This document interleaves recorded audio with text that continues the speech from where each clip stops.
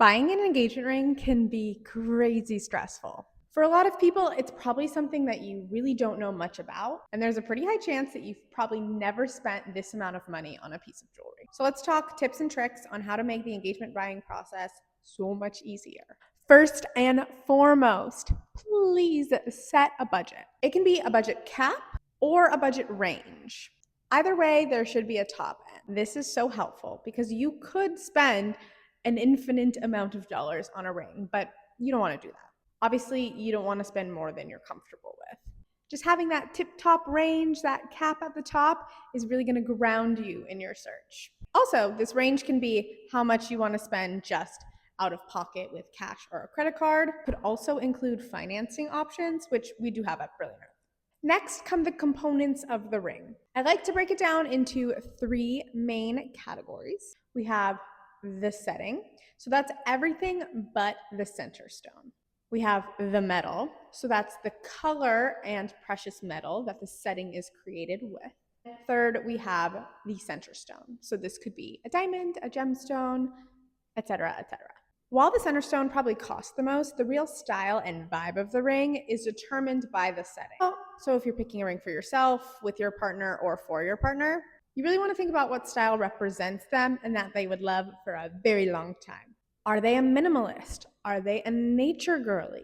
Do they have a Pinterest board? It's probably on there. Lots of diamonds, no diamonds. Classic, modern. All questions you can ask up front that help you filter down to a less enormous section of engagement ring options from the start. Okay, metal. I think metal is pretty easy. You're likely going to want to match whatever metal they most commonly wear. For example, I'm a yellow gold girly. I want a yellow gold engagement ring. There are some people that fall out of that category. I would say some people do wear yellow gold jewelry, but have always thought about an engagement ring being platinum. So something you may or may not want to confirm. And don't forget, there often is that rose gold person out there. Okay, the star of the show, shall we say. This is your center gem. It can be diamond, but it can also be a gemstone. We definitely want to pick something that is hard enough to last as an engagement ring. Things like sapphires are great for center gems because they're hard enough. A diamond is a 10, so that's why diamonds are really so popular as engagement ring center stones. If you do go diamond, you could go lab or you can go natural. We have both. And no matter where you get your diamond from, you definitely want to look into the ethical and sustainable sourcing that they do, because even with a lab diamond, you need to be conscious of where you're getting your stone from. The shape of the stone really determines the personality. There are the very elongating shapes like ovals, pears, and marquise. Classic but always yet modern shape, an emerald. Really antique-y vibes, you could go for an Asher or an antique cut cushion.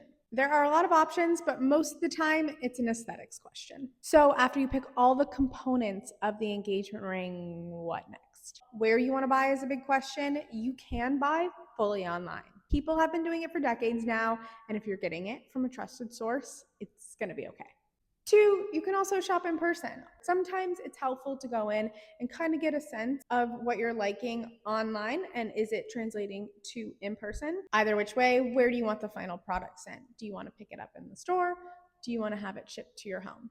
If you ship it to your home, somebody needs to sign for it, but don't worry, it's in super discreet packaging. And it's also insured during transit. Speaking of insurance, please insure your rings.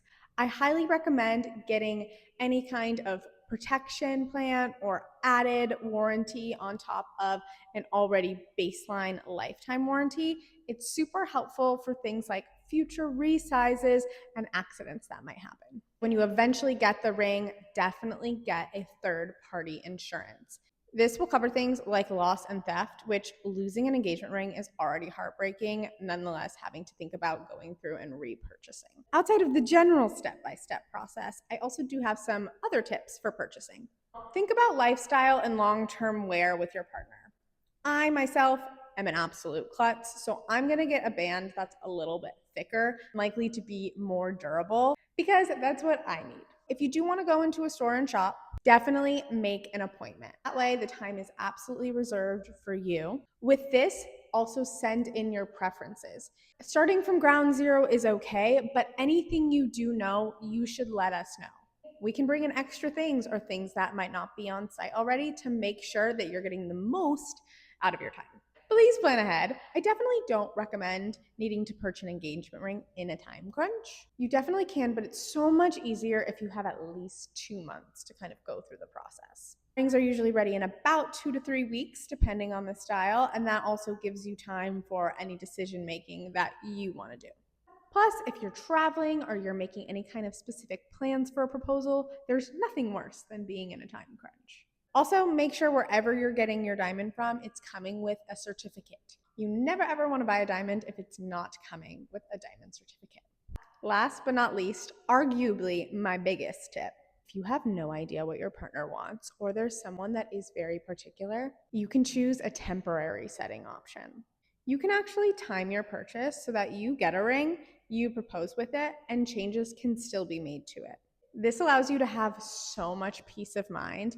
Most of the time, people don't even want to change it, they love it, but just in case, you're sitting there and you're still feeling a little weary about how to get started or how to buy an engagement rings, I definitely recommend watching our other videos that break down so many things around the engagement ring buying process. They're super helpful, or we are happy to help. You can call us, you can chat us, or you can make an appointment and come into the store if you really want that one-on-one and hands-on attention. And if you like this video, like, comment, and subscribe. Bye!